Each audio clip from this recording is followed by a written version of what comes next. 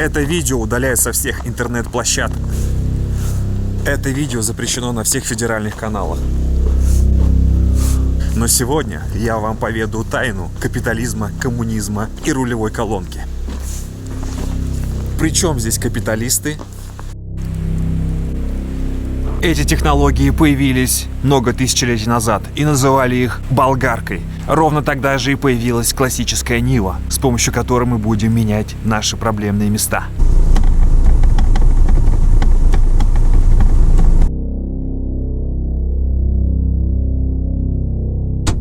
Итак, в чем же особенность этой рулевой колонки, которая устанавливалась на классические «Жигули»? В свое время рулевая колонка выглядела в виде коммунистической пики. И если сюда садился враг в виде какого-то иностранного гражданина, а не советского, это было запланировано так, как коммунистическое копье, которое должно пронзить грудь капиталистической свиньи, если он попадет в этот автомобиль. Потому что при ДТП рулевая колонка била прямо в грудь. Поэтому, если кто-то не знал, что на этой машине нельзя быстро ездить, она наказывала неминуемо. Конечно, немного позже на «семерке» появилась травмобезопасная рулевая колонка на карданчиках, которая при ДТП смещалась и не позволяла травмировать вам грудную клетку. Но в целом особо ничего не поменялось, потому что раньше пробивала вам грудь, а теперь вам пробивала черепную коробку. Что, в принципе, такую конструкцию оставляла традиционной и безжалостной капиталистическому водителю в этом автомобиле. Соответственно, нам нужно теперь это все разобрать и, естественно, поменять соответствующие детали, которые дают вот этот неприятный стук при езде.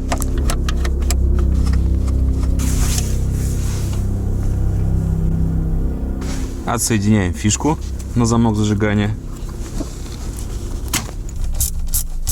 Для того, чтобы открутить нам бинокль, здесь есть у нас завальцованный болт. Но снять получится только с помощью обычного зубила и молотка, как обычно. Это же Лада. Болт с круглой головкой. Вот его приходится с помощью зубила откручивать. Поменяем его на обычный. С верхними болтами все проще. Здесь просто обычная гайка. И по автовазовским традициям, чтобы отсоединить нам провод переключателей, нам нужно отсоединить фишку. Но фишка у нас не здесь. Фишка у нас находится за приборной панелью. Для того, чтобы снять приборную панель, нам нужно снять рамку, а вот здесь уже отсоединить фишки. Самая долгая разборка за все время. Как здесь все плотно сидит, я вот даже не могу понять, как они запихивали все это на ВАЗе.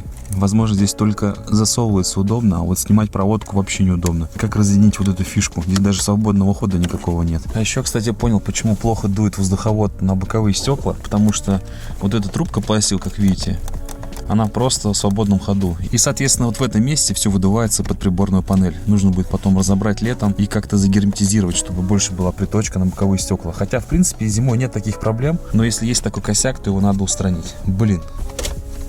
Есть. Я это сделал.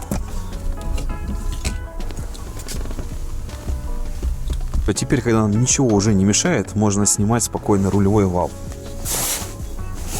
Вот он, тот самый наш бинокль. Какая у него проблема? То, что он постоянно трескается вот в этих сварочных местах, особенно на классических «Жигулях», где отсутствует гидроусилитель. Но так как здесь гидрач есть, и, по всей видимости, сам бинокль живой. По крайней мере, трещин я никаких не наблюдаю. И вот, чтобы это все не болталось, здесь навариваются косынки с этой стороны по швам. Если вы наваливаетесь на руль и начинаете там активно крутить рулем, либо там занимаетесь джипингом, то это все трескается со временем. У кого-то трескается, у кого нет. Но вот у меня пока что все нормально. Вот он, наш рулевой вал.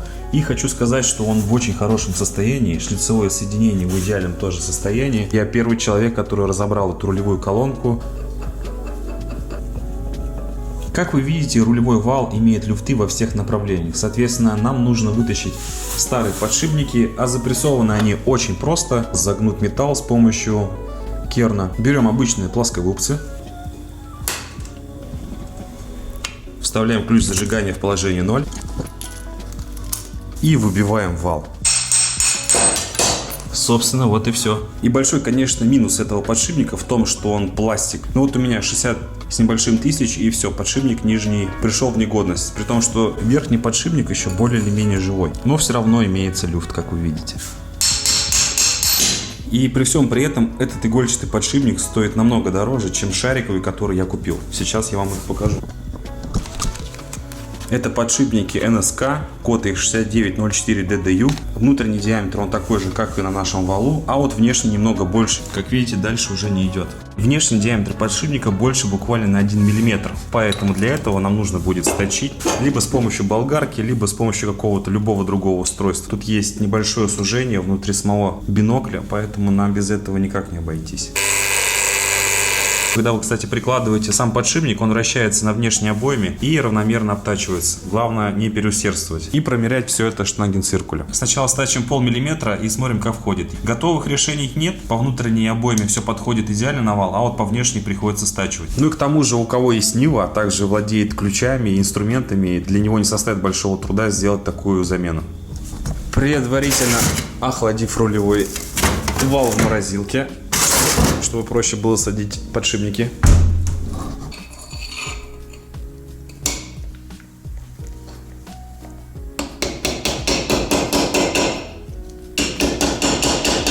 Ну, собственно, все. Я могу вам сказать, люфтов вообще никаких нет. Стал очень плавно вращаться вал, но оно не мудрено, потому что подшипники сейчас все жестко закреплено. Единственным слабым местом остается, конечно, это вот это место, где тут сварка. Но если 60 тысяч Нива проехала с гидроусилителем и не треснула вот эта вот штука, значит, еще столько же как минимум проедет. А уж потом мы будем все это дело усилять, если, конечно же, понадобится. А так, все собираем и ставим на место. Кстати, АвтоВАЗу можно было давно уже сделать эту конструкцию более надежной. Просто вот эту косынку, которая идет ниже замка, вокруг обернуть. Тут эта деталь сама по себе просится, и все. И тогда этот узел был бы абсолютно надежный. Но надо же запчасти продавать как-никак. Вот плюс это еще такой слоями сваренный, точечной сваркой материал.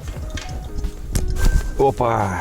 Офигеть! Рулевой вал стоит, вообще ничего не болтается. Он как каменный. Все-таки установка подшипников — это очень важная тема при установке рулевого вала. Мало того, мы еще распределили лучшую нагрузку на сам бинокль, потому что подшипник не слишком глубоко сидит, а немного выше. Соответственно, рычаг, который оказывает давление на сам бинокль, он уменьшился. Ну и с той стороны тоже. Подшипник оказался ближе к крестовине. Соответственно, мы более лучше распределили усилия от руля. Ну, погнуть можно будет в очень редких случаях. А еще я заболел ковидом, и это видео оказалось очень тяжелым для меня, но я его постараюсь доделать до конца. Все, осталось накинуть пластик, собрать все на место и поставить руль, и попробовать на ходу. Ну что, ребят, я все собрал, и, к моему удивлению, это просто какая-то иномарка. И знаете, есть ощущение, что как будто машина новая стала, а то это болтанка постоянно. Смотрите.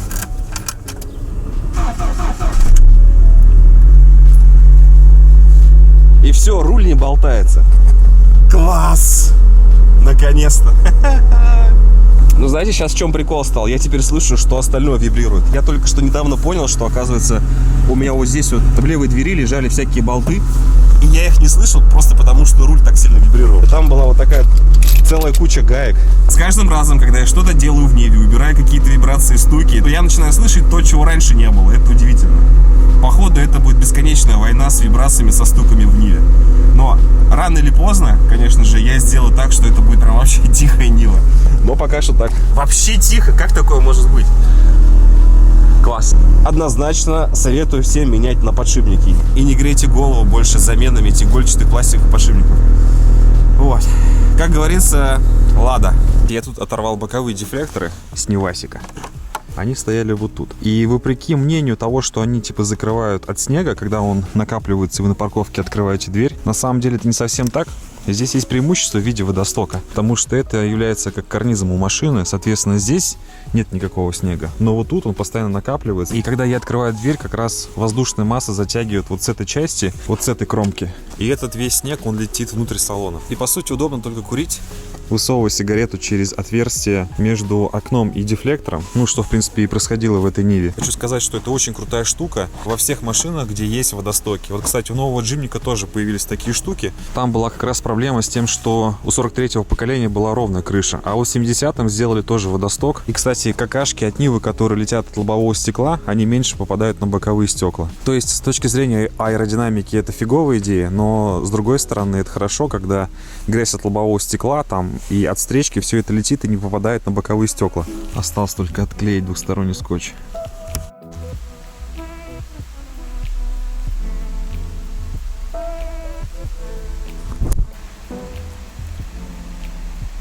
Мне пришли Ева коврики. Кстати, очень удобная вещь. Раньше я как-то, то есть ездил в машине, где они такие были, но чтобы на практике понять, как они работают, действительно, я почувствовал только на себе. Доволен 100%. Пока что. Сверху у меня лежали вот такие резиновые, обычные, тонкие. И проблема следующая. Если я хочу, например, слить воду, он очень гибкий, то все равно это проливается и все идет на пол. Да, хорошо, конечно, здесь нет никакого ковролина, но постоянно лужа. И нужно ждать, пока у тебя будет холодная погода, когда это все застынет. И здесь у меня уже стоит Ева коврик. Я его заказывал на Алиэкспрессе.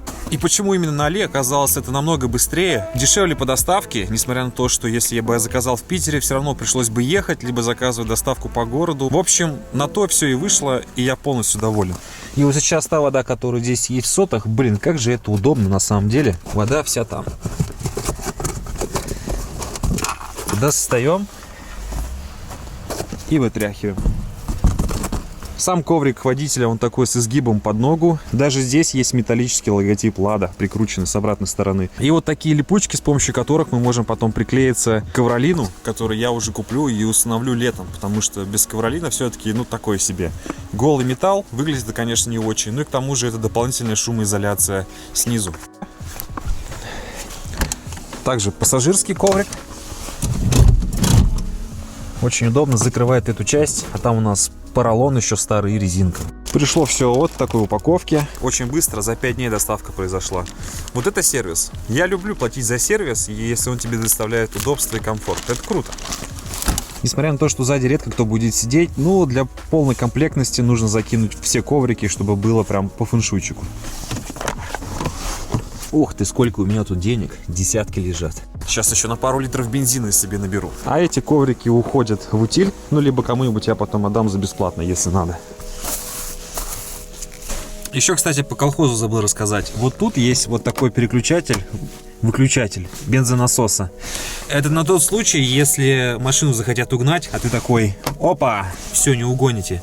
А то, что есть эвакуатор, а также гаечные ключи, никто, наверное, в расчет не берет. Но вот есть такой колхоз. Причем, если у вас здесь есть какой-то груз, что-то отлетит, сломает этот переключатель, либо там просто выключит.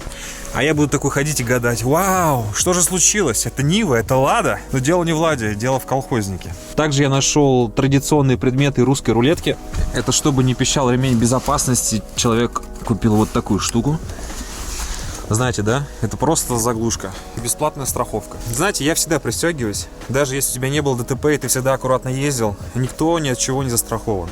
И если в тебя кто-то влетит, и ты не пристегнутый, куда твоя голова улетит? Короче, на этот счет уже 1000 видеороликов снято, в том числе и в Европе. Ремень безопасности – это 50% к успеху, то, что у вас будет меньше всяких летальных и фатальных последствий. А потом уже все остальное – пассивная безопасность автомобиля. И да, вы скажете, Нива не такая безопасная, я согласен, но вы можете получить в каких-то ситуациях просто синяки, а где-то можете просто начать сраться под себя. Поэтому каждый выбирает, стоит оно того или нет. А я это выкидываю. В процессе уборки было найдено 46 рублей. Эх, на литр бензина даже не хватит, но тоже хорошо.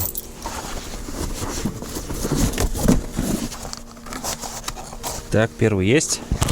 Знаете, я уже здесь хотел говорить, что коврики полный отстой. Но в такие моменты нужно просто свои эмоции успокоить и включить голову. Потому что я думал, что коврики кривые. Но, как оказалось, левый и правый коврик водительской стороны, он отличается. Здесь он шире, а там он уже.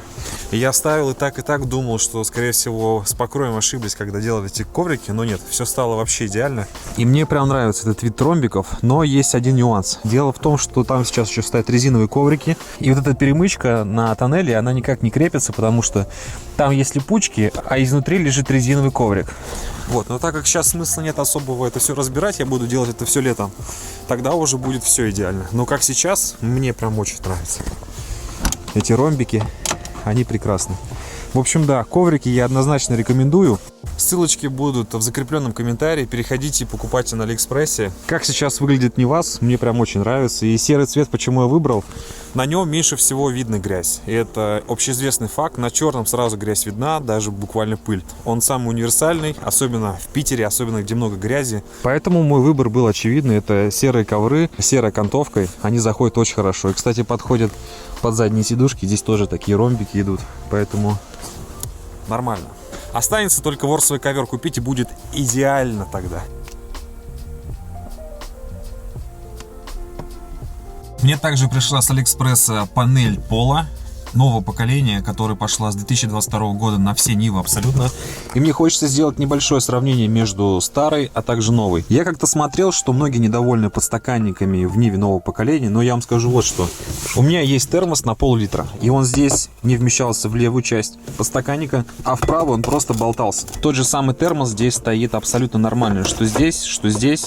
И при этом, знаете, если я беру стаканчик кофе, ставлю в этот подстаканник, здесь он целиком не заходит, а здесь он болтается. То здесь они стали типовые, но в крайнем случае можно какую-то резинку, прокладку поставить, если уж хочется, чтобы совсем там плотно держалось. Хотя я помню, сколько у меня было машин, все подстаканники абсолютно были разные. Единственное исключение — это те подстаканники, которые выезжают из панели, и они проваливаются целиком, там просто как держатель для стакана. Это, да, удобнее. Но подстаканники такого типа в пластике в тоннеле, они все плюс-минус одинаковые, и все они плюс-минус неудобные. Но все равно хорошо, что есть такое, чем вообще ничего. С чем связан выбор такой панельки? Во-первых, она короче, и здесь есть вырез под панельку стеклоподъемников аккуратный. То здесь неудобно расположены стеклоподъемники, и приходится правую руку как-то под углом держать. Конечно, в абсолюте это правильно делать на двери. Но, как я рассказывал, такого типа машины это не совсем удобно. Ну и к тому же лишняя электроника в этих местах не нужна, чтобы избежать какие-нибудь короткие замыкания, либо если вы открываете дверь, там валится снег на кнопки и все остальное. Поэтому решение установки электростеклоподъемников, точнее его пульта, здесь намного выгоднее, чем тут. Также у нас вырез под прикуриватель, я сюда установлю зарядку USB. И такое решение я приветствую, потому что вот во всех этих кнопках я до сих пор путаюсь. Я не понимаю, что где откуда, ну и к тому же здесь все переключатели, они взяты типовые. Здесь противотуманки, обогрев, в общем 3 кнопки обогрева, все находится здесь. Я до сих пор не понимаю, что где откуда. Поэтому кнопка обогрева стекла перенесется вот сюда, также зарядка. Вот, а здесь будет уже дополнительно свободное место для того, чтобы нам что-нибудь разместить, например, световую балку. Также, кстати, из колхоза у меня тут есть переключатель печки, это просто вообще прикол.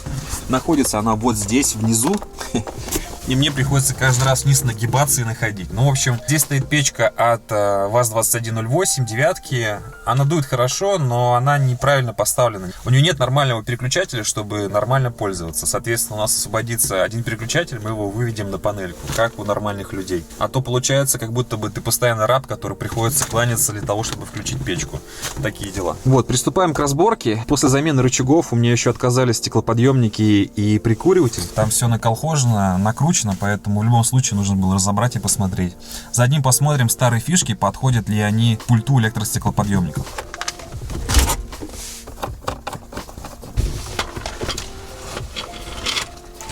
И вы видите вот такое зрелище.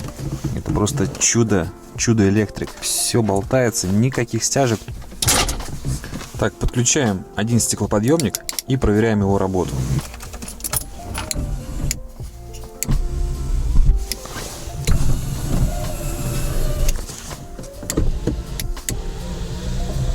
Жаль, нет, конечно, доводчика здесь автоматического. Но все равно мне очень нравится эта подсветка, потому что та, которая в старых кнопках, вот в этих, она, во-первых, разного цвета, там где-то красно-синяя, другая где-то просто белая. И знаете, вот хорошо, что все унифицировано. Ты поставил блок нового типа, и все это работает.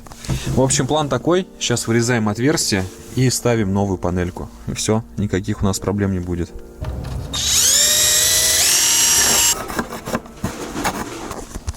Так, ну что, ребят, в общем, после долгих мучений выпиливания все-таки получилось поставить. Здесь еще помимо того, что пластик не очень правильно выпрессован, так еще сам пульт кривой. Подпилил и как завод. Идеально все получилось. Вот с этой стороны не видно, все очень хорошо. Ну, с этой стороны там есть косяки, но это не так важно, потому что закроется. Также я поставил зарядку Quick Charge 3.0 для того, чтобы быстро заряжать устройство. Здесь, кстати, очень красивая подсветка, но я решил эту заглушку оставить. Пускай будет так. Уж больно она хорошо заходит под этот грубый черный пластик. В чем отличается эта зарядка от той, что у меня была на скутере? Здесь можно заряжать быстрое устройство, квадрокоптер, пауэрбанки и все остальное. На скутере это не особо тянет, потому что слабый генератор. А вот на машине это самое то, поэтому я поставил его сюда. Вот, возможно, еще продублирую и потом установлю куда-нибудь второй. Так как прикуриватель очень старый и древний, все устройства, современные зарядки, которые работают от прикуривателя, они не работают с Нивой.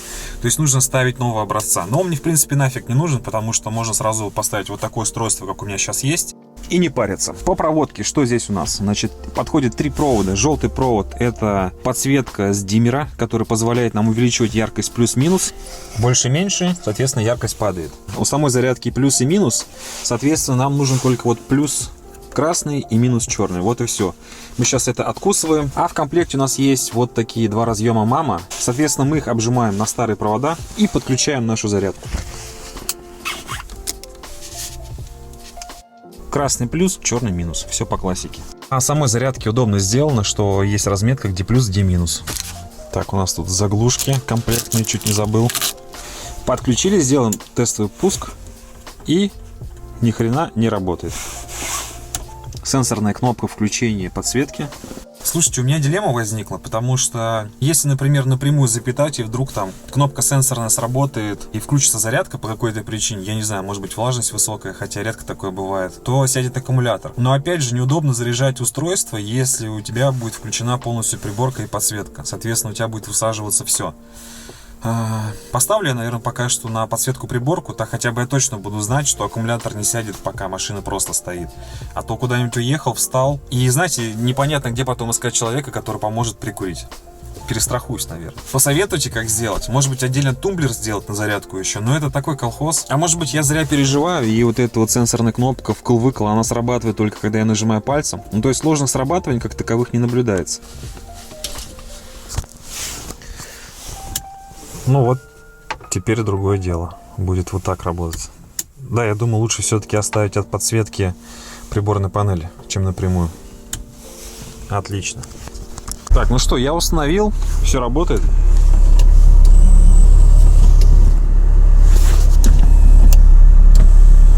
Ну и, конечно же, комплектные заглушки, потому что те, которые у нас старые, они очень большие, и по размеру они нам не подходят.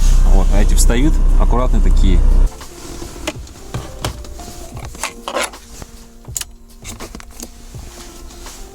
Как видите, все работает. Теперь я могу подключать разные устройства и заряжать все на ходу. Из автомобиля, телефон, дрон, пауэрбэнки и все, что мне необходимо. Круто. Кстати, подсветка очень приятная, зеленого цвета. Она не бьет по глазам. Ну и к тому же она расположена очень низко, что в принципе никак не будет мешать.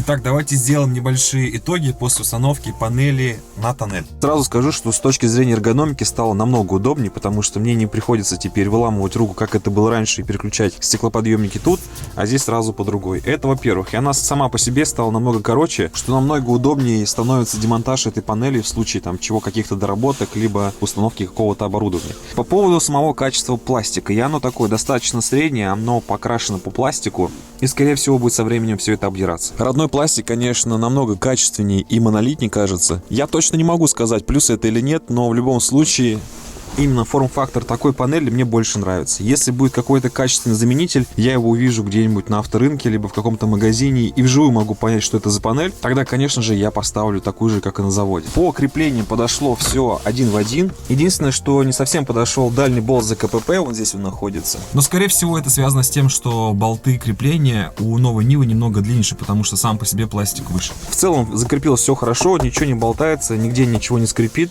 В принципе, достойная замена, то, что я и хотел. Ну а потом, далее мы уже приобретем проводку, электрозеркала и можем регулировать вот с этого места регулировку зеркал, переключение, подогрев сидений, также подогрев боковых зеркал. Сейчас прокидываем светильник. Я здесь оценил боковой плафон. Вот здесь была примотана колхозная светодиодная лента и приклеена на герметик вот здесь на красный. Почему на красный, это только загадка. Возможно, потому что цвет автомобиля такой же. Вот боковой я оставлю, пока не придут ко мне лампочки. И мы их поставим на место. Распиновка у нас такая, сверху плюс, посередине минус. И мы подключаем провод задней подсветки к плюсу.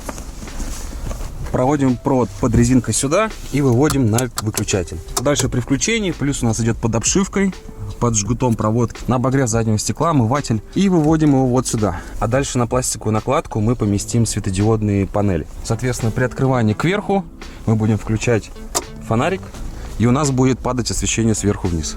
Прикручивать все это буду на болты и гайки М4 с шайбами с обратной стороны, чтобы как-то это держалось и не вырвало при затяжке этот тонкий нежный пластик. Посмотрим, что получится.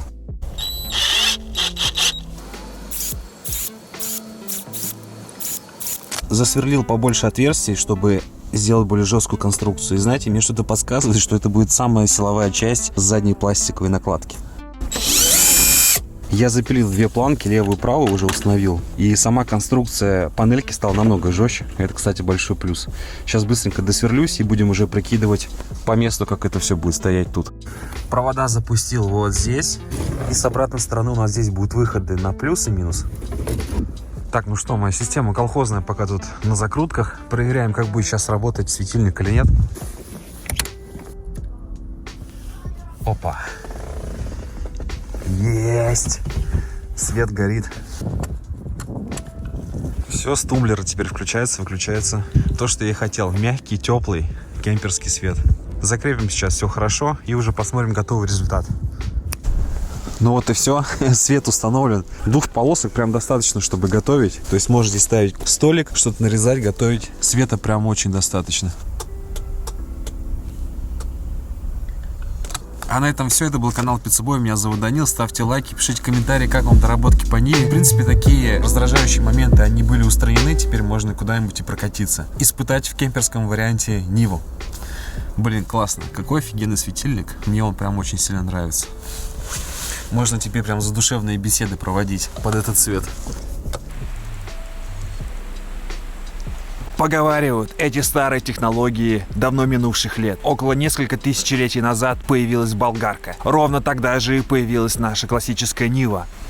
И с помощью двух...